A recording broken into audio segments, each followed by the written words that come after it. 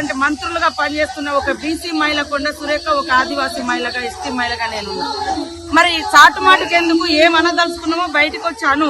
పండుగ రోజు కూడా మమ్మల్ని ఎందుకు ఆడిపోసుకుంటావయ్యా? మీ ఇంట్లో కూడా ఆడకూతుర్లు ఉన్నారు. మాలాంటి వాళ్ళ ఎంబటి పడి లేనిపోని ఆరోపణలు చేసి అనవసరంగా మమ్మల్ని మానసిక క్షోభకు గురి చేస్తున్నారు. కాబట్టి మీకు మనశ్శాంతి ఉండట్లేదు, మీ ఇంట్లో ఉండదు కూడా. తోటి ఆడకూతులుగా మేము మా బాధను నిన్న సురేఖ గారి మీద ఎట్లాంటి వీడియోలు పెట్టారు, మొన్న నా మీద అసెంబ్లీలో, పవిత్రమైనటువంటి అసెంబ్లీలో మార్పింగ్ చేసి నేను ఎక్కడైనా నేను సవాల్ చేస్తున్నా. ఈరోజు మా నోళ్లను పినాయిల్ పెట్టి కడగాలంటారు. ఫస్ట్ మీ నోళ్లను మీరు గుండె చేసుకుంటారో ఏమంటారు, యాసిడ్ పోసుకొని కడుక్కోండి. అయినా కూడా మిమ్మల్ని సమాజం క్షమించదు. మా లాంటి వాళ్ళు ఇవాళ మేము ఎక్కడ బూతులు మాట్లాడుతాము, ఎక్కడ వ్యక్తిగతమైనటువంటి విమర్శలు చేస్తే. కాబట్టి చాటు కాదు కేటీఆర్, డైరెక్ట్ గా వచ్చి మేము అనదలుచుకుంటే ఏమంటావు అను, మమ్మల్ని చిట్చాట్లు ఎందుకు, డైరెక్ట్ గా అను.